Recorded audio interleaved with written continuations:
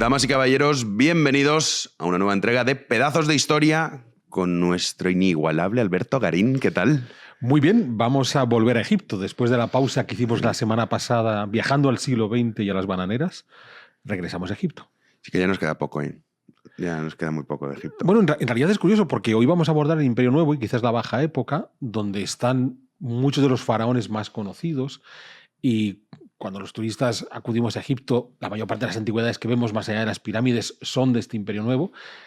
Y sin embargo, vamos a ver que o entramos en el detalle casi de revista de hora de quién se casó con quién, que solían ser entre hermanos, o con todo lo que hemos explicado previamente del Imperio Antiguo y del Imperio Medio, el Imperio Nuevo nos vamos a dar cuenta que es una rica continuidad de lo que ya habían hecho antes. O sea, que no hay grandes aportes, y esto algunos se escandalizarán diciendo qué irreverente este tipo, ¿no? Me está diciendo que los Amenofis y los Ramsés no aportaron grandes cosas, pero vamos a ver que la estructura egipcia ya estaba hecha. Lo que ellos van a hacer es hacerla más grande. Bueno, pero Ramsés, por ejemplo, yo recuerdo cuando estuve, estaba presente continuamente. Sí, por eso, porque una vez que se quedan a lo bestia. Ah, vale. Pues no sé por dónde quieres empezar. Pues vamos a empezar por donde habíamos dejado nuestro último capítulo de Egipto, que es cuando acaba el Imperio Medio, aquel imperio de los Sesostris, que lo que sucede es la llegada a un nuevo periodo intermedio. Recordemos que se habla de periodos intermedios cada vez que este Egipto unificado vuelve a desunificarse, vuelve a separarse. Y en este caso va a suceder por la llegada de unos pueblos extranjeros que posiblemente vienen desde la tierra de Canaán, los Ixos, que van a estar gobernando este territorio de Egipto entre 1800 y 1550, siempre utilizando cifras muy redondas, ¿vale? No vamos a entrar en el detalle más preciso de las fechas. Lo llamativo de los Ixos es que por primera vez vamos a encontrarnos grupos foráneos que son capaces no solamente de entrar en Egipto, ya había ocurrido en el pasado, sino de ocupar militarmente y políticamente una parte, básicamente el Bajo Egipto, el del Delta. Y ya explicábamos en ese momento, cuando hablábamos en el último capítulo de la llegada de los Ixos, que una de las razones que hemos de vincularlo es al crecimiento del Imperio Babilónico, al crecimiento del Imperio Antiguo Babilonio vinculado a Hammurabi. Posiblemente la presión que Hammurabi ejerció sobre la costa del Levante de Próximo Oriente, las actuales Siria, Líbano, Israel, Palestina, es lo que provocó ese desplazamiento militar de los Ixos que aprovechan las debilidades de los faraones. Bien, este periodo intermedio se cierra en el momento que una de las dinastías situadas en el sur, porque claro, nos habíamos quedado en la dinastía 12 y vamos a saltar al Imperio Nuevo con la dinastía 18. ¿Qué ocurre con la 13, la 14, la 15, la 16 y la 17? Son las dinastías de este Egipto dividido y cada una de estas dinastías controla pequeños pedazos del valle. Bueno, estamos hacia 1550 y la dinastía establecida en el Alto Egipto, en torno a la ciudad de Tebas, es capaz de expulsar a los Ixos y vuelve a conquistar todo el territorio del Valle del Nilo. Y aquí hay algo muy interesante que es muy llamativo porque no es habitual que en los textos dedicados a los egipcios la gente se pregunte ¿por qué la capital durante el Imperio Nuevo se quedó en Tebas? Y seguro que, igual que se preguntan ustedes, seguro que Jano se lo puede preguntar y decir, ¿qué razón hay para que, si hemos visto que en la antigüedad la capital fundamentalmente se situaba en el delta, e incluso cuando se había unificado en su origen mítico Egipto con el rey Narmermenes, el tipo vivía en el Alto Egipto y sin embargo llevó la capital al Bajo Egipto? Porque estos tipos del Imperio Nuevo se van a quedar con la capital en Tebas, es cuando construyen los grandes templos de Karnak, de Luxor, ¿vale? Y no la desplazan al norte, a pesar de que conocemos numerosas operaciones militares que cruzan el Sinaí y van hacia la zona de Palestina, Israel, Siria y el Líbano. ¿Por qué no desplazan la capital cuando parece que lo más práctico sería aprovechar y desplazarse al norte y así estar más cerca? Entonces, esto es muy interesante porque hemos de entender que si la capital se queda en Tebas, y de nuevo es algo que se nos suele escapar para entender este Egipto del Imperio Nuevo, es porque a los faraones de Egipto les interesaba tanto lo que ocurría más allá del Sinaí como lo que ocurría en el sur del Nilo, lo que ocurría más allá de las cataratas. Y esto es clave, porque no podemos entender el Imperio Nuevo si no lo vinculamos a la capacidad que tuvieron estos faraones para ir más allá de lo que habían hecho en el Imperio Medio y sobre todo en el Imperio Antiguo, de comerciar, extraer, piratear, llamémoslo como queramos, una serie de recursos, no solo de los territorios, básicamente de la zona de Canaán, donde hoy están Israel y Palestina, sino sobre todo del sur, de eso que ellos llamaban Nubia, el reino de Kush o incluso otro territorio muy interesante que es el Punt, que no queda muy claro por dónde está, pero que probablemente son las dos vertientes del final del Mar Rojo, donde hoy tendríamos a Somalia, Eritrea, Etiopía y sobre todo el Yemen. ¿Qué es lo que va a salir de esta zona del Yemen? Pues es muy llamativo, porque los egipcios van a empezar a comerciar con un producto yemení que va a tener mucho éxito, lo hemos hablado ya en otros programas de Pedazos de Historias, que es el incienso y la mirra. Estas resinas aromáticas que muchísimo tiempo después hemos visto con los nabateos de Petra se convirtieron en uno de los grandes comercios de la antigüedad vinculada a Roma, e incluso cuando llegamos hasta a los árabes de Mahoma seguía habiendo ese comercio intenso del incienso ya salido desde el Yemen. Estos egipcios ya lo controlan. Pero sobre todo, ¿qué es lo que van a sacar los egipcios desde Nubia? Oro. La mayor parte del oro. Toda esa gran cantidad de oro que los faraones van a manejar viene desde la zona de Nubia. No porque se extraiga necesariamente en Nubia, sino porque llega a Nubia. Y por supuesto esclavos. Y esto es muy llamativo, porque nos puede parecer triste, incluso denigrante, la principal producción que ha tenido África durante siglos es personas. Personas, ya fuera porque migraban de manera natural, ya fuera porque migraban forzosamente dentro de los mercados de esclavos. Y eso es otra de las cosas que van a recuperar los egipcios en estas zonas de Nubia. Más allá de otros productos exóticos, que si marfil, que si ébano y demás. Pero la clave es oro y esclavos. Entonces, claro, ahí podemos entender el profundo interés que los faraones del Imperio Nuevo tuvieron por asegurar el Alto Egipto, por asegurar esa parte del sur del Nilo, donde venía una serie de recursos posiblemente mucho más destacados que los que podían recuperar en la zona de Canaán, más allá de las aventuras militares que tuviera esa zona de Canaán, aventuras que más que económicas son militares. Queremos poner una barrera que impida que nos suceda lo que ha ocurrido con los Hicsos, que se nos puedan colar y que una dinastía extranjera se imponga en el Valle del Nilo. Bueno, esto que le estoy comentando de la importancia de la zona de Nubia es lo que no se enfatiza suficiente al hablar del Imperio Nuevo y que explica lo que estaba comentando al principio, por qué estas gentes del Imperio Nuevo llegaron a hacer un imperio tan tremendamente poderoso. Es el imperio de la 18 dinastía, una 18 dinastía que se mueve, ya digo, siempre utilizando cifras redondas entre 1500 y 1300. Vamos a encontrarnos aquí una serie de faraones muy interesantes, desde el primero, Amosis, después ya van a llegar todos los Amenofis. Ahí es donde tenemos una figura destacada que es la reina Hatshepsut, que fue declarada faraón ella per se, esposa de Tutmosis II y madrastra de Tutmosis III. Incluso está esa historia tan famosa de hasta qué punto Tutmosis III, cuando por fin su madrastra se muere y él se convierte en el nuevo faraón de Egipto, rechaza la figura de su madrastra y le hace una especie de damnatio memoria y entonces va borrando los nombres de Hatshepsut. Parece que esa lectura no es correcta, puesto que ya tenemos fuentes que nos indican que el propio Tutmosis III fue un eficaz líder militar para las campañas que Hatshepsut quiso llevar a cabo. Ella no lideraba las tropas, pero Tutmosis III sí. Y pensamos en el gran templo de Deir al-Bahari, ese templo funerario que se hace Hatshepsut. Tutmosis III se construyó su propio templo funerario pegado al de la reina Hatshepsut y en pequeñito, como diciendo, bueno, aquí estaba mi madrastra, que era una señora que valía mucho.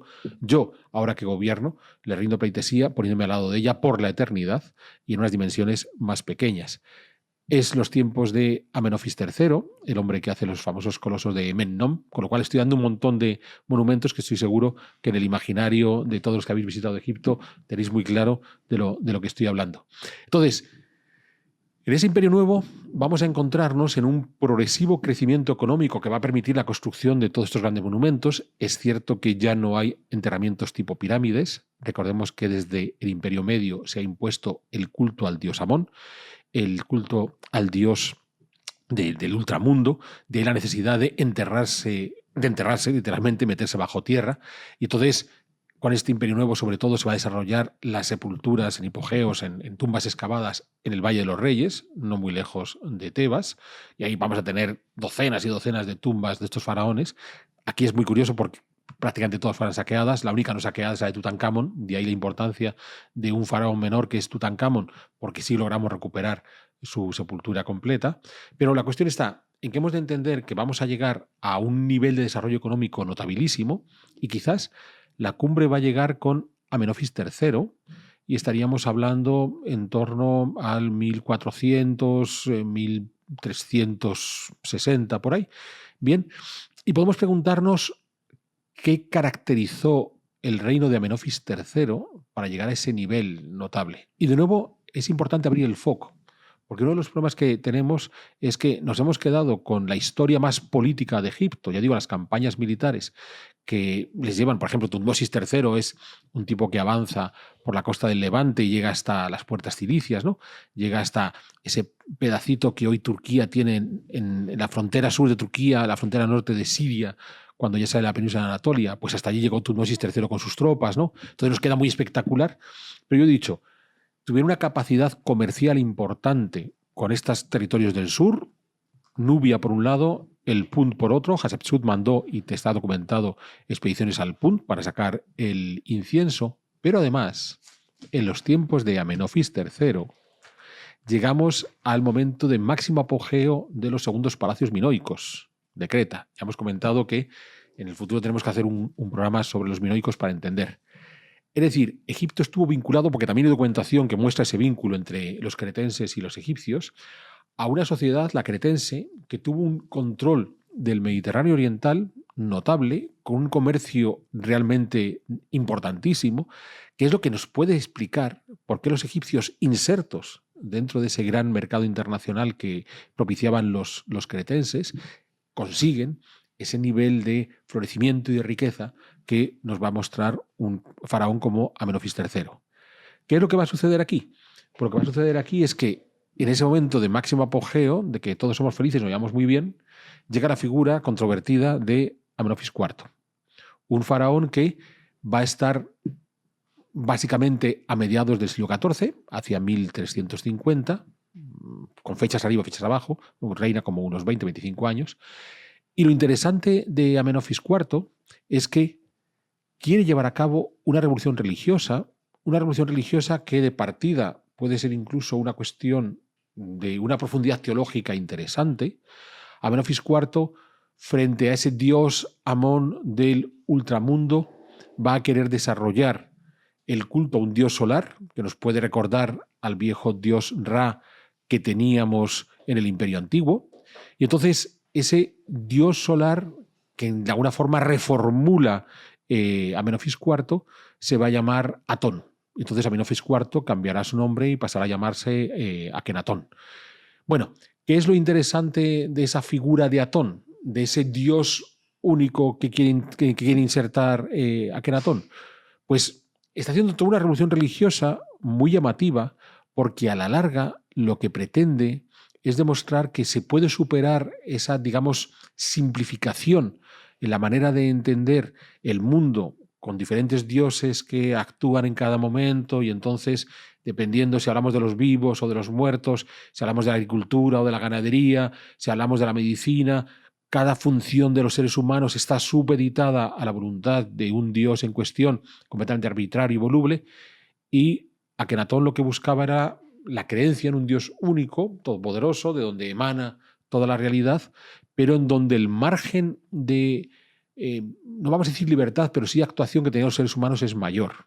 Entonces, claro, es una revolución teológica notable, porque los hombres tienen que enfrentarse, vamos a simplificarlo mucho, a su destino, frente a ese Dios único, frente a las teologías previas, donde, bueno, pues al final, como hay un montón de diosecillos que me echan una mano para cada cosa, pues ellos me ayudarán y la cosa va a funcionar.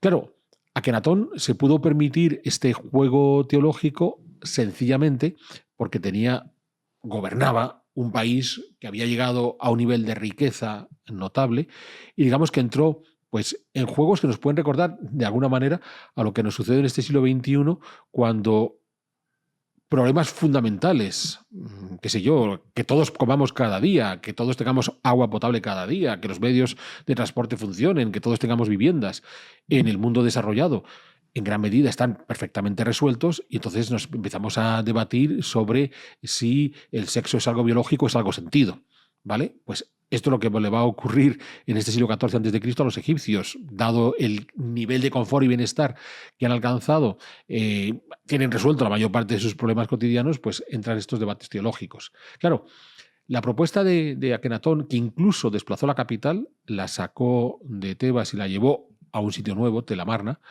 es que entró en conflicto no solo con el colegio sacerdotal de Amón, que vio reducir sus privilegios de forma notable, es evidente, sino además con la propia sociedad egipcia, porque estamos hablando de cientos de miles de personas que durante siglos han tenido un grupo de creencias muy bien establecidas, politeístas, donde todo funcionaba muy bien. Y este faraón quiere hacer una revolución por completo. ¿Esto qué va a provocar? Pues va a provocar una crisis notable entre la autoridad máxima, que es el faraón, ya digo, no solo cara al colegio sacerdotal de Amón, sino también a la propia sociedad egipcia.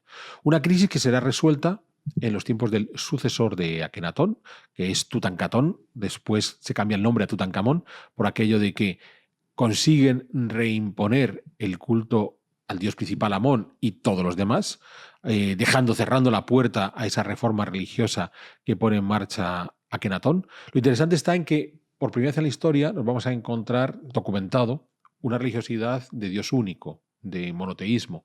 Ya hablamos aquí, cuando hicimos el pedazo de historia sobre la historia del pueblo judío, como Moisés es un personaje posterior en la historia a Moisés, no el Moisés que nos cuenta la Biblia, sino el Moisés histórico a partir del cual se construye el personaje de la Biblia, posterior a Akenatón, y tenemos que preguntarnos hasta qué punto el pueblo judío deja de ser enoteísta, es decir, la creencia de un Dios, el mío, en relación a los otros señores que tienen otros dioses, y pasó a ser una sociedad monoteísta, quizás replicando el modelo que Akenatón había planteado. Bueno, esto va a provocar una crisis contra la dinastía que venía encarnada en toda esta dinastía 18, desde Amosis hasta Tutankamón, porque había habido una continuidad, digamos, biológica entre ellos.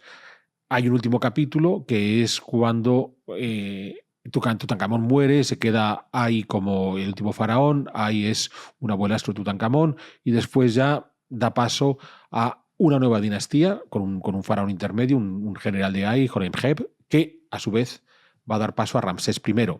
Ramsés es un nombre que conocemos bien de este mundo egipcio. Es cierto que Ramsés I solo gobernó un año, pero es el que abre las puertas al gobierno de la dinastía XIX. Y entonces, en este gobierno de la dinastía XIX, en esencia en el siglo XIII a.C., la figura más destacada es la de Ramsés II, que es la que estaba mencionando Jano hace un momento, porque buena parte de los grandes esculturas gigantescas, inmensas, mastodónticas, que vamos a encontrar de faraones, muchos de ellos son del propio Ramsés II.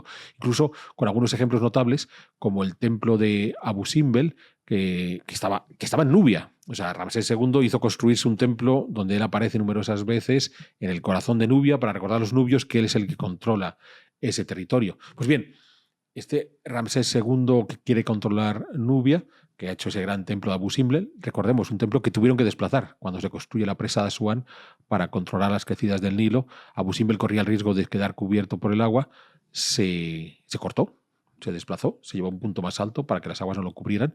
Fue una gran operación internacional abanderada por la UNESCO. España colaboró, y por eso en Madrid tenemos un templo egipcio, un templo egipcio de verdad, que es el templo de Debod, que el gobierno de Egipto le entregó al gobierno español en agradecimiento por su ayuda en el traslado de Abu Simbel. Pues bueno, en los tiempos de Ramsés II es muy interesante porque vemos que entra en contacto con uno de los imperios más destacados de la zona, en ese limes militar que teníamos en el norte, cruzado el Sinaí, había que remontar por la costa levantina, por las costas actuales, Palestina, Israel, Líbano, Siria, y allí se va a encontrar con un pueblo que ha ido desarrollándose desde siglos atrás en el corazón de Anatolia, que son los hititas, con los que ya se habían tenido que enfrentar los faraones de la dinastía XVIII, los hititas por un lado y la Alta Mesopotamia, otro pequeño imperio, otro imperio importante, pero que duró poco tiempo, los mitanios. Pues bueno, allí va a acudir las tropas de Ramsés II en una de las batallas de la antigüedad más conocidas, quizás la primera bien documentada, la batalla de Kadesh, en 1274 a.C., donde no terminó bien para el faraón. El faraón va a vender en la publicidad que aquello, hombre, no lo ganó del todo, pero quedado en tablas, y parece que no, parece que tuvo que huir con lo opuesto para salvar el cuello. Hay un tratado de paz de estos documentos históricos interesantísimos porque observamos las dos versiones, la que guardaron los egipcios y la que guardaron los hititas. Pero lo interesante está en que cuando solemos hablar del Imperio Nuevo, nos obsesionamos por estas acciones militares que estos faraones de la dinastía XVIII, ya digo, Tutmosis III ya llegó hasta este punto norte de Siria, Ramsés II tiene que enfrentarse con los hititas en este sector. Nos obsesionamos con estas campañas militares sin darnos cuenta, insisto, en que la riqueza de Egipto no se debe a estas campañas militares, que el control militar de la zona siro-palestina, el objetivo fundamental era generar una barrera defensiva frente a las agresiones, primero de aquellos pequeños pueblos como los Hicsos, que quizás eran cananeos, y segundo contra estos nuevos grandes imperios como los hititas y los mitanios, sino que la riqueza de estos faraones deriva de ese control comercial que consiguieron al poner en marcha los productos de Nubia, los del Pun, los que venían en el Mediterráneo gracias a los cretenses. Y en toda esa relación es donde van a conseguir poner en marcha ese notable éxito económico que tuvo este Egipto del Imperio Nuevo. Bueno, la dinastía XVIII concluye básicamente a finales del siglo XIII, entrará una nueva dinastía, la dinastía XIX, donde la mayor parte de los faraones se llaman Ramsés, y hay un montón de Ramsés aquí, que van a gobernar durante los siguientes 2 siglos, porque van a estar hasta 1070. Bien. Y es ahí cuando este imperio nuevo vuelve a entrar en una crisis que, como las previas, provoca la descomposición del Egipto unido. Ya no vamos a tener un Egipto unificado completamente el Valle del Nilo, sino que vamos a encontrarnos que de nuevo hay, por un lado, tensiones internas entre ellos, que lo que va a provocar es que dentro de los sucesores de los faraones cada cual quiera quedarse un pedacito, pero además volvemos a encontrarnos con grupos foráneos que ocupan el Valle del Nilo, y fundamentalmente son 2 grupos en este tercer periodo intermedio. Por un lado vamos a tener dinastías nubias, los famosos faraones negros, es decir, ese territorio que habíamos visto que había formado parte de las obsesiones de los faraones ya desde el Imperio Antiguo, pues se toman revancha y van a ser ellos los que van a pasar a controlar, e incluso nos vamos a encontrar dinastías con faraones que vienen de la parte de la que menos hemos hablado en todos estos capítulos de Egipto, que son libios, gentes que vienen desde el desierto occidental del Valle del Nilo y que, aprovechando esta inestabilidad política, ocuparon Egipto. Aquí hay que tratar de entender algo muy interesante, y es que, claro, uno de los problemas que tenemos con las dinastías nubias y las dinastías libias de este tercer periodo intermedio es que sus construcciones monumentales no van a tener la riqueza de las grandes pirámides de Giza, ni de todo lo que hemos visto con las dinastías 18 y 19. No es Karnak, no es Luxor, no es de Ir el-Bahari, no es Abu Simbel. Entonces, todo esto hace que tengamos la sensación de estar en un pueblo, digamos, disminuido, con menos fuerza. Pero es que es Egipto. Bien. Es cierto que uno de los problemas que pudo provocar la desarticulación de la dinastía 19, la última del Imperio Nuevo, es la llegada de los pueblos del mar. Vamos a hacer un programa, en esto creo que estamos de acuerdo en que habrá que hacer un programa sobre los pueblos del mar, estos pueblos que asaltan el Mediterráneo Oriental, no tenemos muy claro dónde llegan y trataremos de entender quiénes son, porque vamos a ver, la versión canónica es que son unos tipos que quizás vengan desde la península balcánica, que asaltan Anatolia, que acaban con los hititas, que se meten en la zona donde después aparecerán los fenicios, que sabemos que atacan Egipto. Entonces parece que es una especie de, es una avalancha, son, qué sé yo, como los germanos que cruzan el Rin a comienzos del siglo V y caen. Pero claro, los pueblos de mar van a estar documentados en las fuentes hititas, en las fuentes egipcias, durante 2 siglos. Entonces, claro, esto ya no es una avalancha. O sea, algo más. Es una dinámica bastante más compleja que las que nos suelen querer hacer entender de los pueblos del mar. No me voy a detener ahora aquí, tendremos ocasión de hacer un capítulo sobre los pueblos del mar para entenderlo. Pero más allá de esa llegada de los pueblos del mar, lo que quería decir es, es Egipto que nos vamos a encontrar en el tercer periodo intermedio, desde el 1070 hasta el siglo VII, hasta mediados del siglo VII a.C. Es un Egipto rico. O sea, sigue siendo el Egipto que controla el Valle del Nilo, sigue siendo el Egipto que tiene varias cosechas al año, sigue siendo uno de los grandes abastecedores de materias primas al mundo. Otra cosa es que no tengamos faraones tan destacados, tan notables, pero claro, para el mundo antiguo, la relación con esos faraones sigue siendo importante. Porque claro, aquí nos vamos a encontrar con la parte final, la llamada Baja Época, a partir del siglo VII a.C., cuando las grandes potencias que ya hemos estado hablando aquí en programas previos de la zona de Mesopotamia, asaltaron a Egipto. Entonces vamos a encontrarnos con la llegada de los asirios en el siglo VII, de los babilonios en el siglo VI, de los persas en el siglo V, de los griegos a finales del siglo IV. Potencias que van ocupando Egipto. Claro, si quieren ocupar Egipto en campañas importantes y si se quieren poner la medalla a ocupar Egipto, es porque Egipto era algo realmente notabilísimo. O sea, no es que esto sea bueno, no, pobrecitos desgraciados. Como tiene un montón de faraones negros y libios, ya no sirven para nada. No, no. Sigue siendo uno de los territorios más ricos. Otra cosa es que hay otras sociedades que se han desarrollado y que también están llevándose parte del pastel. Recordemos que en el Imperio Medio, en el capítulo previo, habíamos hablado de cómo a estas dinastías 11 y 12 en algún momento a los faraones les llega a decir que controlaron todo el Mediterráneo, que eran señores de todo el Mediterráneo, que en realidad vienen a decir podían navegar por todo el Mediterráneo. Ya vimos en ese Imperio Medio cómo los cretenses, los de los primeros palacios, empiezan a aparecer en ese Mediterráneo, digamos que empiezan a competir. Hemos visto el éxito económico en los tiempos de Amenofis III con los segundos palacios minoicos. Pero es que, claro, el tercer periodo intermedio va a coincidir con el gran desarrollo del mundo fenicio. Va a coincidir con el inicio de la Grecia clásica. O sea, hay más personajes en esta obra de teatro del gran comercio internacional, que es el que hace que estas culturas salgan adelante. Entonces, claro, ante la existencia de más competidores, es por lo que Egipto no va a poder tener esa capacidad que pudo haber tenido durante el Imperio Nuevo. De ahí que no ha de sorprendernos, claro. Toda esta historia concluye, hemos hablado de la ocupación asiria del VII a.C., la Babilonia del VI, la persa del V, la griega del IV. Todo esto concluirá cuando en el siglo I a.C. los romanos ocupen Egipto, que es los tiempos de Cleopatra. Bueno, ¿qué sucede cuando llegan los romanos? De repente sabemos que cuando los romanos ocupan Egipto, están ocupando uno de los reinos más ricos del Mediterráneo. ¿Qué ha pasado? Que Egipto era muy rico en los tiempos de la 18 dinastía, la 19, estamos hablando allá por el 1500, 1400, 1300 a.C., se volvió muy pobre y volvió a ser muy rico 1200, 1300 años después. No, siguió siendo un país notable, solo que ya no tuvo esa capacidad de dominio del mercado internacional que habían tenido en el Imperio Medio y en el Imperio Nuevo, bien, y además con unos faraones que desarrollaron una capacidad de construcciones monumentales más reducida que la que habían tenido sus antecesores. Pero claro, aquí, y esto es un ejercicio que seguro que le puedo plantear a Jano y estará de acuerdo conmigo, es muy interesante si pensamos la comparación que podríamos hacer de decir, bueno, como los gobernantes actuales, qué sé yo, los presidentes de Estados Unidos, que son los tipos todopoderosos con sus flotas por todo el mundo, nos entierran en pirámides, pues unos pobres desgraciados.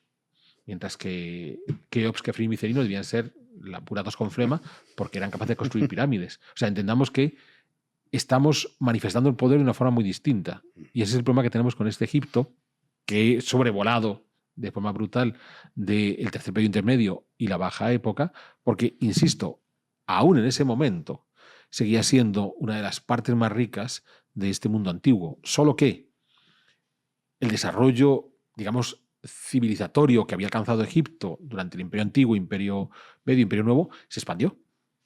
Sencillamente se expandió. Entonces hay otras sociedades que imitan las historias de éxito que han tenido los egipcios, que rivalizan con esos egipcios y que a la larga terminarán por conquistar a esos egipcios. Y entonces es la historia de por qué llegan los asirios, por qué llegan los babilonios, por qué llegan los persas, por qué llegan los egipcios, los griegos y sobre todo por qué llegan los romanos. Porque a la larga es muy interesante si nuestros espectadores van sacando todos estos éxitos culturales que hemos ido apuntando en estos 4 programas, todo ello reunido. O sea, los romanos son grandes ingenieros, sí, es cierto, y los egipcios, pero con la ventaja que lo hacían 3000 años antes que los romanos. Los romanos fueron capaces de establecer unas rutas comerciales por todo el ámbito mediterráneo que es parte de su riqueza, sí, y los egipcios, solo que 2000 años antes.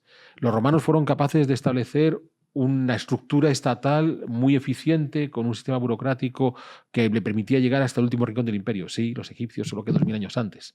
Pero es que incluso ciertas soluciones, hasta arquitectónicas, o sea, cómo se cubre un espacio de grandes dimensiones. Es posible que en el propio Egipto ya existan soluciones abovedadas y no solo adinteladas. O sea, hay un montón de elementos que podemos rastrear en el mundo egipcio, que después vamos a poner la medalla a los griegos, a los romanos y demás, y siempre habrá alguien que diga, los egipcios ya lo hacían. ¿Bien? Entonces, claro, cuando ya tenemos un referente que ha funcionado bien, las otras culturas lo único que tienen que hacer es aprovechar y decir, oye, pues esto que ha sido exitoso para ellos, vamos a tratar de replicarlo, y de esa manera, claro, a medida que lo replicamos, de nuevo, hagamos la comparación con nuestro mundo contemporáneo. O sea, ¿qué tiene Estados Unidos en sus estructuras económicas, sociales, culturales, que no podamos decir, pues esto ya lo hacían los europeos.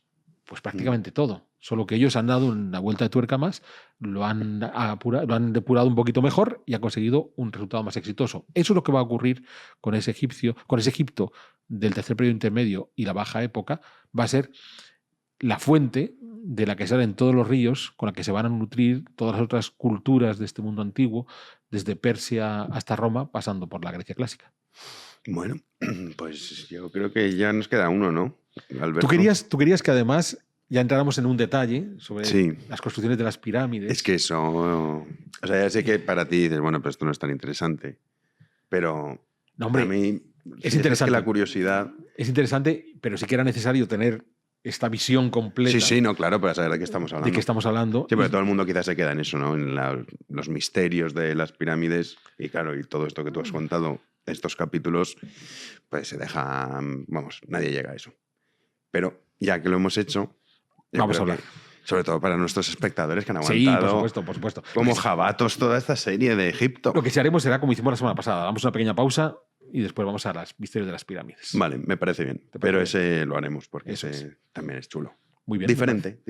Lo haremos. Pues nada, yo me voy ya, querido Alberto. ¿Quién viene ahora? Pues ahora tenemos a María Valverde, que nos va a dar la segunda parte de Vivaldi. El otro día vimos la primavera y el verano, y hoy vamos a ver el otoño y el invierno. Sí, qué maravilla. Que está por ahí su piano, ¿no? ¿Dónde lo tiene ahí? Sí. Es algo que no saben nuestros espectadores, pero María tiene su piano de forma constante aquí en Big One. Sí, lo deja aquí. Sí. Jano es un privilegiado. Jano tiene hasta su propia orquesta en el estudio. Me hubiese encantado saber tocar el piano, pero no. A mí también. No, entonces, como sé tocar el piano, pues...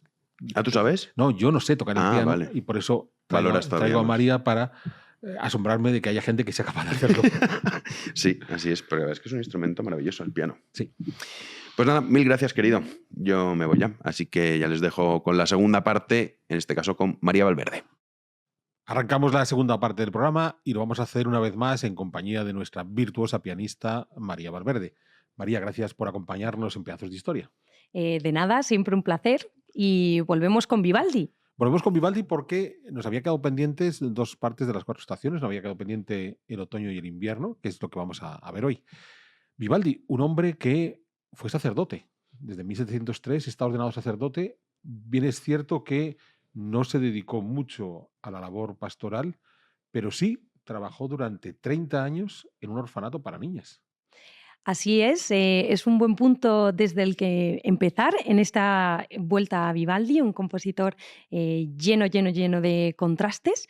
En primer lugar, sí, se lo conocía como el cura rojo, de hecho, porque parece ser que era pelirrojo y debido a su sacerdocio, que se le ordenó desde muy joven, entró a formarse ya de niño, porque al parecer el día en que él nació hubo una especie de terremoto en la zona y entonces la madre, como si fuera un designio divino, quiso entregarlo al sacerdocio. Pero es verdad que no dio mucha misa. Él decía que tenía problemas de asma, unos problemas respiratorios, que eran los que le impedían poder hacerlo, pero también es cierto que su fervor y su atracción por la música, yo creo que fue en parte lo que lo tuvo alejado de ejercer, ¿no? Si fuera una persona cuya pasión hubiera sido el hecho de dar misa, hubiera encontrado la manera. Pero tenía la excusa del problema, en mi opinión. De hecho, se decía que alguna vez que dio misa estaba componiendo mientras... Eso ese es el rumor. Ese es el rumor que existe. Entonces, yo creo que en parte la música le llamó mucho más, pero bueno, siempre compuso, por supuesto, bastante música para iglesia. De todas formas, como ya sabemos, le conocemos sobre todo como compositor de conciertos. El otoño, que hablaremos de él más adelante, es una melodía bastante conocida que probablemente conoceréis.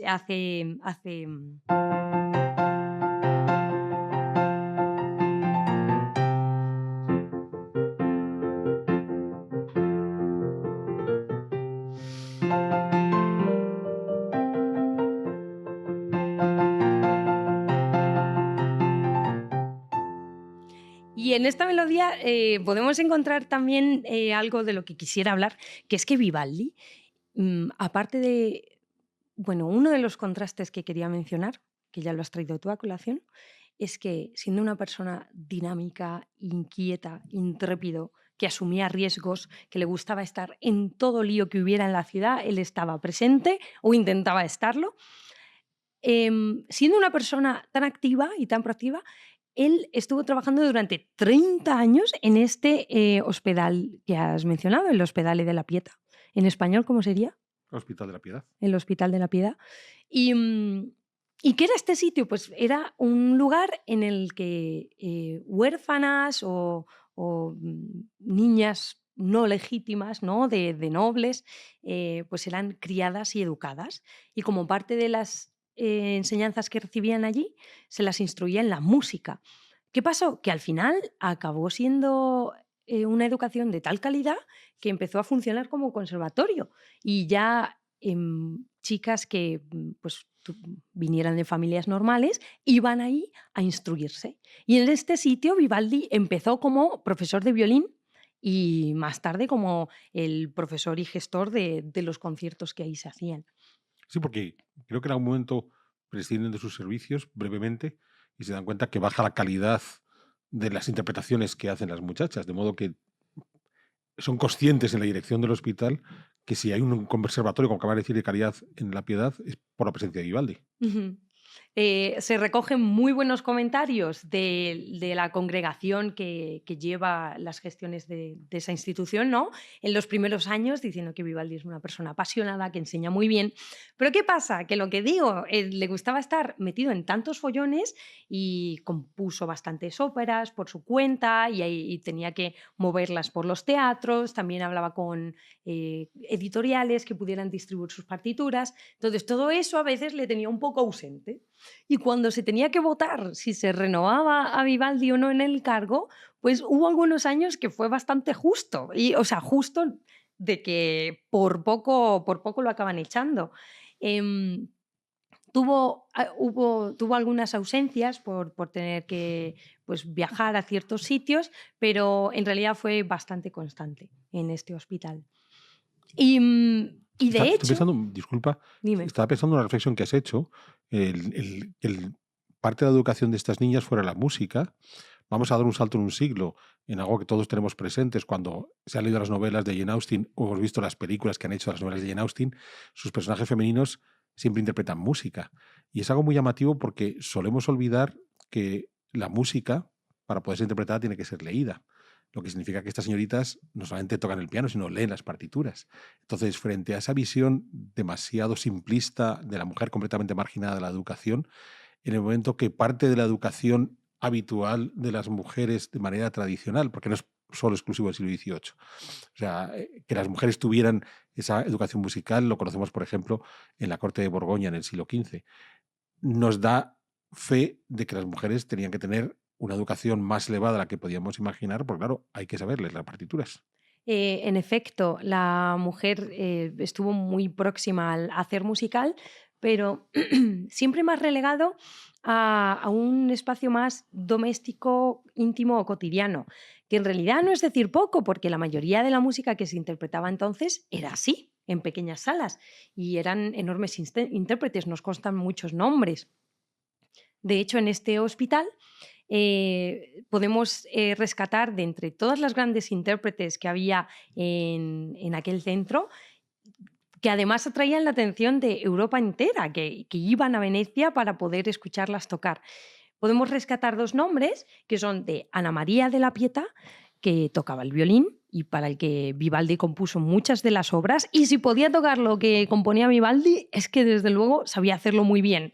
De hecho, en algún momento, traduzco al momento, a ver si lo hago bien, que sí, algunos críticos que iban a escucharlas en directo, por ejemplo a esta, Ana María de la Pietà, decía que hay pocos virtuosos del género masculino que pudieran ser siquiera iguales, como diciendo, lo que hemos visto hoy de esta muchacha es un portento. Y Anna Giraud, que fue una gran cantante, acompañó a Vivaldi en bastantes de sus giras. La mayoría de las óperas que compuso Vivaldi, el rol más protagonista lo llevaba ella. E igual, recibió las mejores críticas. De hecho, leo también una reseña de uno de los conciertos. Dice Charles de Brosses, que venía desde Francia, dice... cantan como si fueran ángeles, tocan el violín, la flauta, el oboe, el órgano, el cello y el fagot. No parecen detenerse siquiera ante los instrumentos más grandes, lo cual eso sí que parece que era excepcional en aquella época. Sí, el violín, el piano es más femenino, lo mismo pues es un fagot o un cello, un órgano, no estaba tan asociado. Zabeta, el nombre de una de las chicas, tiene una tesitura impresionante. Todo el mundo dice que ella es la mejor. Y quien quiera proclamar que otro es tan bueno como ella puede correr el riesgo de parecer un bobo. Tal era el desempeño que tenían estas chicas. Así que sí, por una vez no está de más recordar que si bien no nos constan nombres de grandes compositoras, en parte por haberse olvidado, pero también porque tenían que esconderse, ¿no? Sí que había bastante anonimato a la hora de componer y de firmar obras. Eso no significa que no estuvieran ahí. Y de hecho, pues ahí estuvieron interpretando las obras de Vivaldi, entre otras cosas. Bueno, supongo que por problemas de posibles compositoras, con lo que estamos viendo contigo en estos programas de música, los compositores no solo podían vivir de la composición. O sea, al final Vivaldi compone porque es el maestro de música en el hospital. O sea, su principal fuente de ingreso inicialmente es ser maestro de música en el hospital. Es decir, una mujer compositora tendría que haber conseguido un trabajo en paralelo que le hubiera permitido vivir. Entonces, claro, ahí ya nos enfrentamos a otro tipo de problemas. Sí, bueno, pero también imagino si la economía depende del varón, sí que podrían haber compuesto, ¿no? Compuesto obras. O sea, si eres la mujer de y tu única labor es estar en casa, sí que no creo que fuera solo por el sustento. Bueno, ahí es muy curioso. Cambiando de artes, pensemos, por ejemplo, en pintura o en escultura. Cuando conocemos pintoras o escultoras, las conocemos porque han conseguido triunfar en el mercado. O sea, no como... O sea, la Roldana, que es el caso más conocido. Siendo hija de Roldán, que es un insigne escultor, ella es conocida porque ella, en el mercado, fuera mejor. Y entonces sus terracotas eran muy, muy reconocidas en la corte de Carlos II. Entonces, necesitas ese refrendo del mercado. O sea, no solamente porque decir, bueno, porque tengo tiempo libre en casa, porque soy la esposa de y es el que me mantiene que puedo hacerlo. No. Es curioso porque el arte al final lo refrenda el mercado. Y si no eres capaz de salir al mercado y que el mercado te dé ese marchamo de nos interesa lo que haces, va a estar difícil. Sí, pero en el juicio, a la hora de evaluar ciertas obras de arte, ¿no? Hay muchos factores que cuentan. Y yo sí que creo que hubiera cierta predisposición a, bueno, o más, ¿cómo se dice? A no esperar mucho, ¿no? De las composiciones de las mujeres. Pero bueno, en este caso podemos ver que no tenían reparo en aceptar que eran grandes intérpretes. Como tú has dicho, parte del éxito de Vivaldi es que pudo encontrar un trabajo en el que estar tranquilo, con cierta continuidad, y desde el cual explorarlo absolutamente todo. Eso ocurre también en su música, que tenía cierto respeto y se basaba en estructuras que sabía que iban a funcionar, y sobre ellas él sacudía todo su espíritu, toda su inventiva y todas aquellas cosas que quisiera probar. De ahí vienen las estaciones que ya conocemos, obras como La extravaganza, que directamente significa lo extraño, o ¿cómo se llama esta otra? El fuego de la armonía, o algo así es el título. Obras realmente de títulos muy llamativos y sobre las que él intentaba todo tipo de recursos. Una de las estructuras que él empleó, que es muy conocida, es la de la folía, que además tiene origen español relacionado con la monarquía. Y una folía, por ejemplo, suena así.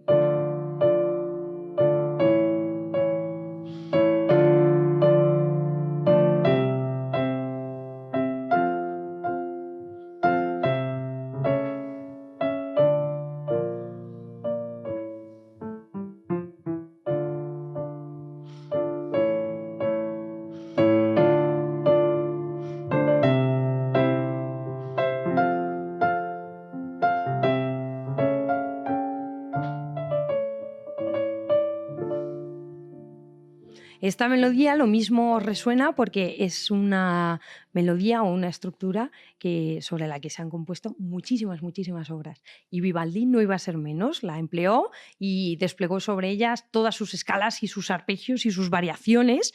¿Te parece pertinente si aclaro brevemente que es una escala y un arpegio? Me parece. ¿Te parece bien? Además, así podemos entrar ya a una de las estaciones, que es la del invierno, una de las más conocidas, en parte por la publicidad, lo decías antes, ¿no? Que muchas de estas obras se conocen sobre todo por eso. Sí, lo estábamos hablando antes fuera de cámara, la tristeza que supone que la mayor parte de nosotros descubramos a Vivaldi a través de la publicidad, de modo que cuando te enfrentas, digamos, a la obra per se, en muchos casos la tienes ya distorsionada porque la asocias, qué sé yo, a un producto de limpieza, a unas salchichas. Entonces, o a un coche. Eso es. Entonces, Perfume. me ponía en la piel de aquellos que fueron capaces de descubrir a Vivaldi sin tener ese filtro extraño de la publicidad.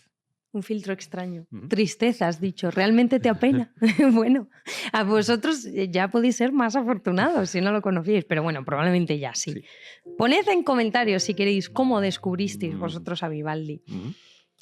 Una escala es un grupo de sonidos que se ordenan de más bajo a más alto. Y entonces, en función del tipo de escala, pues existen escalas mayores que suenan así. Pero las hay, y como veis, cada uno de los sonidos va en orden respecto al otro. Esto es una escala así de simple. Tenemos la famosa canción de do, estrato de varón, re, salvático animal, mi, fa, sol, la, si, do, que es la escala más conocida. Pero claro, esto a nivel virtuoso, si tú las estudias bien y te aplicas, pues las puedes usar como elemento con el que adornar pues la folía. Si Vivaldi lo haría mejor, eso me lo acabo de inventar. Pues esos ejemplos bien empleados pueden ser un recurso de virtuosismo que Vivaldi empleaba muy bien, las escalas. Y luego existe otra cosa, que son los arpegios. Un arpegio, existe una canción en Los Aristogatos. ¿Los Aristogatos? Sí, los Aristogatos. Sí, que hablan de las escalas y los arpegios, Ajá. ¿verdad? Pero no me la sé también, no sé si explican lo que es un arpegio en esa escala. Es un grupo de sonidos, acordes, que en vez de sonar con todas las notas a la vez, va una detrás de la otra. Pero siguen siendo las mismas notas. Esto es un arpegio, porque no son escalas, las escalas tienen más notas. Un arpegio tiene bastantes menos, pero también bien empleados, bueno, Beethoven los empleaba también, pueden ser muy virtuosos.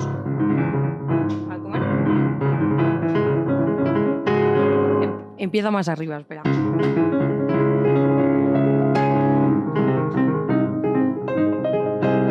Aquí tenemos un ejemplo en el que el acorde, que es este, en vez de hacer así, lo despliega. Eso es un arpegio. Y, por ejemplo, en el invierno de Vivaldi, él los usa para asustar a su público, que a veces decía que en efecto la música de Vivaldi podría ser un poco inquietante. He encontrado una versión un poquito más digna de los sonetos de Vivaldi. Los que escuchasteis el otro programa sabréis que música programática, estas estaciones están basadas en escenas o en ideas extramusicales. Y él escribió unos sonetos en relación a ellas. Del invierno dice... ¿No quieres contarnos el soneto de otoño? Vamos directos al invierno. Es que ya que estoy... Vale, ¿no? pues adelante. Luego si no podemos volver al otoño. Pero el invierno dice... Además es que me hace gracia el invierno. Porque hablando con un amigo lo que voy a decir ahora es muy tonto, ¿vale? Pero más o menos el momento en que se compone el invierno es más o menos coincidente, no me acuerdo ahora bien de las fechas, con el momento en que Newton pone por escrito la ley de la gravitación universal. ¿Puede ser? Esto se escribe más o menos en 1725, Newton yo creo que un poco antes. Vale, pues a ver, no hay ninguna relación, pero en el invierno Vivaldi describe cómo la gente se cae al suelo muchas veces. Y entonces mi amigo y yo hemos elucubrado y generado la teoría de que Newton inventó la ley de la gravitación, entonces la gente empezó a caerse al suelo y Vivaldi lo tuvo que poner en música y componer algo. Bueno, os vale como truco para saber más o menos que son coetáneos. Pero, ahora sí, del invierno dice: entre la nieve, tiritar helado al severo soplo del hórrido viento, correr, siempre los pies en movimiento, castañear cuando el hielo es extremado. Los días quietos, ir del fuego al lado mientras fuera la lluvia moja a ciento. Caminar sobre el hielo a paso lento por temor de caer, ser avisado. Y el último movimiento tiene 3. Ir firme, resbalar, caerse al suelo. Levantarse, corriendo presuroso sin que se rompa y resquebraje el hielo. Sentir que del cerrado calabozo, Bóreas, Siroco y todos alzan vuelo. Son tipos de viento, ¿no? Bóreas, Siroco. Esto es invierno, pero traiga gozo. Me gusta la línea final porque después de decir que te caes, que corres, que sopla el viento, dice, pero traiga gozo. Como, bueno, pero lo mismo no está tan mal, ¿no? A alguien que no se caiga tanto como yo le puede gustar. Y este movimiento empieza así, de una forma súper lúgubre, y ya os recomendé que escuchéis las versiones con orquesta y con violín. El timbre de las cuerdas aquí es increíble. Uy, he cambiado el sonido. Espera un momento. O sea, esto no ha sido pretendido. No era una bromita. Vamos con el comienzo del invierno, que hace así.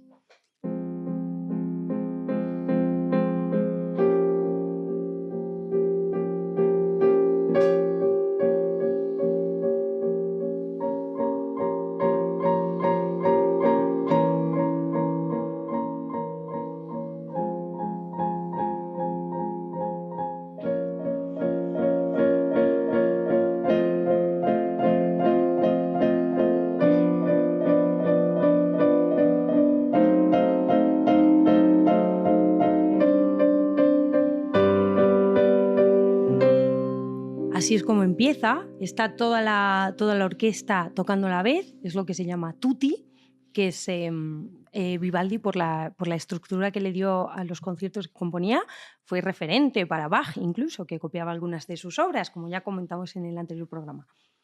Empieza el tutti de las cuerdas, que con esta cosa siniestra, y ahora cuando llega el violín solo, empieza Vivaldi con esos recursos que hemos hablado. Primero empieza con un arpegio. El acorde conjunto sería así, perdón.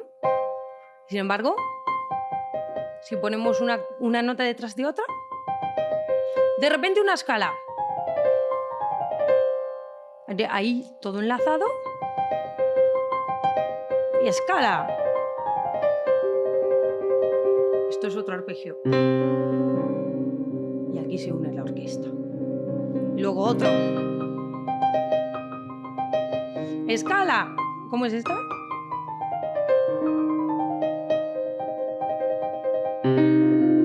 Y se une la orquesta. Así que ya vemos que elementos muy simples, como las escalas y los arpegios, bien empleados por un virtuoso, pueden hacer auténticas maravillas. Como ya sabéis, si escuchasteis el programa anterior, esto es música programática, se hace referencia a ideas fuera del programa, y en la propia partitura él deja por escrito qué es cada elemento. Esto que hace el violín con las escalas y los arpegios es un viento que asusta. ¿Tú te has asustado? No. Cuando he cambiado el sonido del teclado, lo mismo. Sí, ahí me he inquietado por un momento. No, al contrario, yo estoy sorprendido. Hablas de un virtuoso con recursos simples. En realidad, es que posiblemente lo virtuoso es precisamente saber sacarle provecho a los recursos simples. Claro. Bueno, y luego la realización es mucho más brillante de lo que yo pueda estar ejemplificando ahora. Luego suena... La técnica en la realización es lo que hace que algo pueda acabar sonando, pues que te pongan los pelos de punta, ¿no?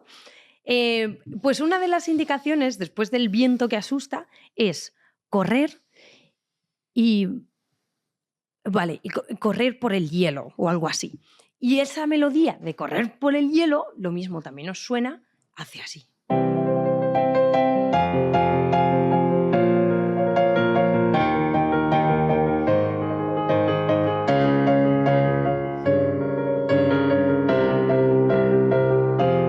Es uno de los pasajes a tutti, esto es toda la orquesta, más conocidos del invierno. Y otro de los momentos programáticos que quería traer a colación, porque me encanta, me parece además que lo hizo con una intuición de estas cosas que es la parte intuitiva de Vivaldi, que si no, no hubieran salido, no es algo de estilo de aquella época, es el castañear de los dientes por el frío. Para eso, él usa un ritmo muy, muy insistente, que puede ser el golpe de los dientes, pero además usa un montón de disonancias, que son este tipo de... cuando las notas chocan entre sí, mi favorita es esta. La consonancia sería esto. A ver si percibís la diferencia con respecto a esto. Claro, esto en los libros de cómo componer música para la gente eso no podía salir. Pero cuando él lo que busca es un castañeo de un diente, ahí es como llega. Y entonces suena algo así.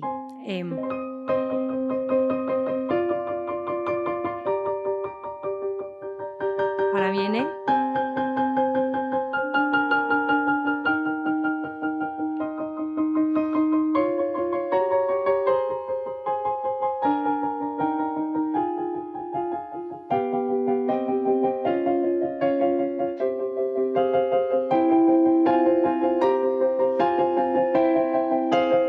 Estamos en el momento de antes.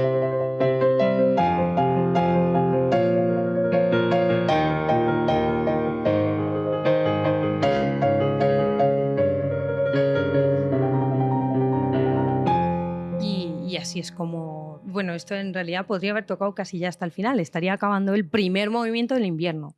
¿Qué te parece el castaño de los dientes? ¿Crees que está conseguido? Fíjate que el castaño me parece bien. Estaba pensando en corriendo sobre el hielo, porque siempre me había chocado que pareciera que el invierno tiene que ser una estación, digamos, calmada, pausada, todo el mundo encerrado en su casa, sin moverse, sin hacer nada. Y siempre me había chocado porque no había hecho nunca ese paralelo entre el soneto y la música, porque de repente había una parte del invierno que era tan dinámica, claro, es la gente corriendo sobre el hielo. Y cayéndose. Eso es. Son también los vientos, ¿no? El viento que asusta. Por supuesto, en parte también se debe a esa estructura de concierto de la que he hablado antes, este Vivaldi que es muy intuitivo, pero al mismo tiempo también se sujeta y se sostiene sobre ciertas estructuras, ¿no? Y en los conciertos suele haber 3 movimientos, aquí ocurre, y siempre el primero tiene que ser dinámico. Bueno, en este caso no alegre, pero alegre en el sentido de vivaz. El segundo es el lento y el tercero vuelve a ser rápido. El segundo es muy tierno porque es casi más un observar el invierno desde fuera. No lo voy a tocar mucho, no es tan programático, pero es una melodía más lenta, hablando de lo que comentabas ahora, tenemos ese contraste y es mucho más apacible. Hace así.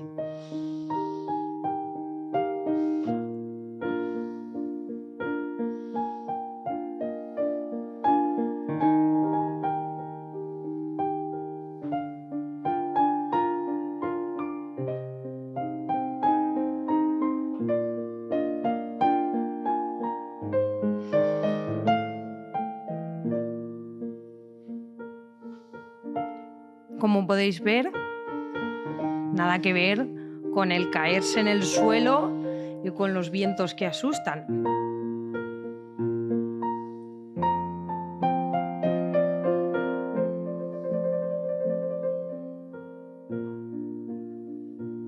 Y sigue todo el rato esta estructura, esta textura tan apacible. Así que ahí tendríamos ese contraste entre pues, algo vivaz y algo un poco más tranquilo. Por cierto, ¿dónde era? Creo, sí. Bueno, ya sabemos que Vivaldi componía óperas, ¿no? Y en las óperas pues también se describen escenas y cosas así. Así que quería tocar también para vosotros el comienzo de uno de los números de una de sus óperas que se llama Gélido in Aguilera, que suena también de una forma súper diferente a lo que hemos escuchado antes. Suena así.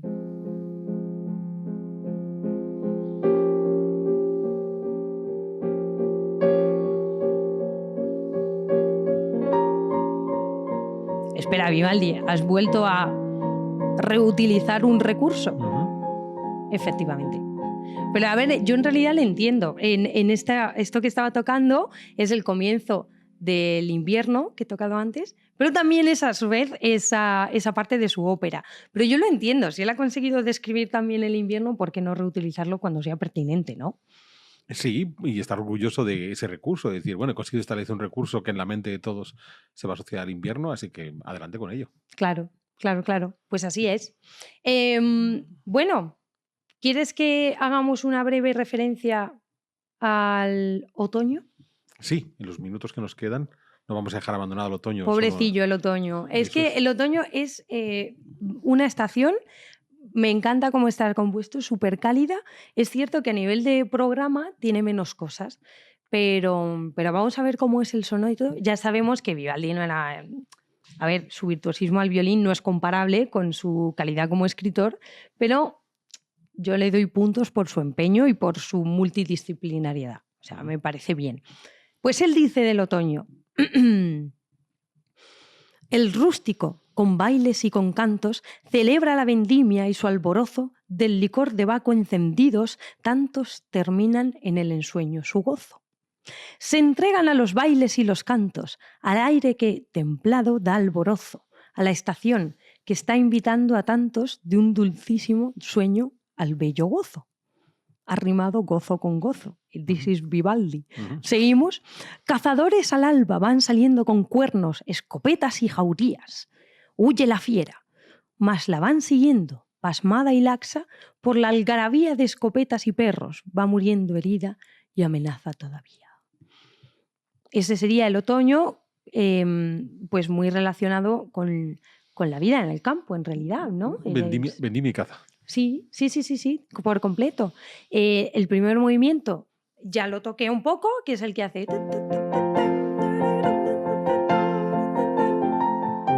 Como dije, no es tan programática, no tiene tantos recursos de programa, de onomatopeyas, es una fiesta, se lo están pasando bien. El segundo movimiento de la fiesta, que a mí me parece bastante coherente, es la siesta del borracho. Entonces es bastante lento.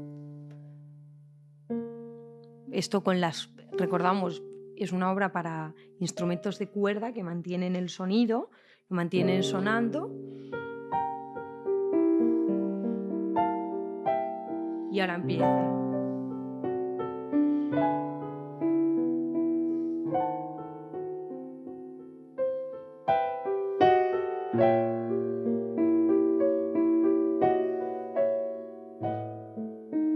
A ver, lo mismo es el sueño de un borracho que se ha pasado un poco con la bebida y le está dando algo de dolor de cabeza también, ¿eh?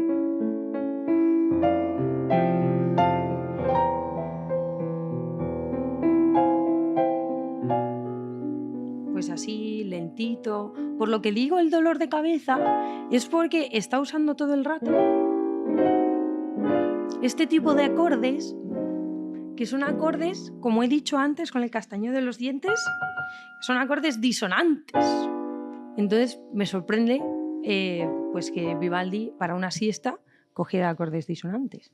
Está claro que no era español, sino este sería el movimiento más feliz y orondo de su... O como acabas de decir, si es una siesta pesada, aunque seas español, te va a doler la cabeza. Ya, pues puede ser. Y luego el tópico del tercer movimiento es la caza, porque, pues como ya hemos hablado, es lo que se menciona en el soneto y la caza está asociada pues casi más al... bueno, no necesariamente. Están los cazadores. Yo creo que en la caza tenemos... Perdón, no estoy acabando ninguna de las frases que estoy empezando. En la caza tenemos la caza más rústica de pueblo, pero luego también está la caza noble, que es casi un pasatiempo, ¿no? Que van con los caballos. Pues en este caso tenemos a los campesinos, los hemos tenido en la fiesta, y ahora en la caza tenemos pues a los nobles que deciden echar el día o el fin de semana, y de hecho por eso es una danza de corte, que suena de la siguiente manera.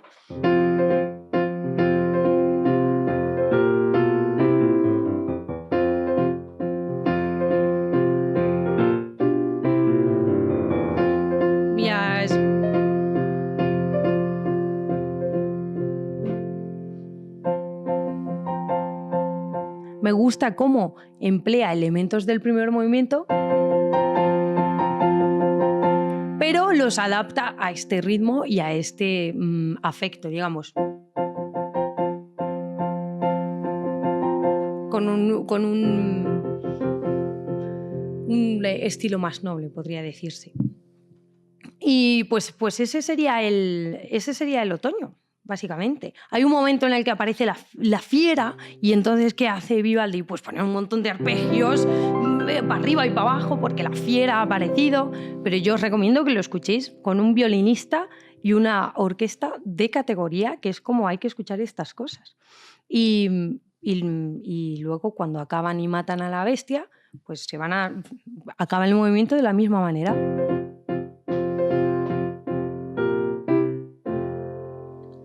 Y ese sería el final del otoño, el otoño y el invierno.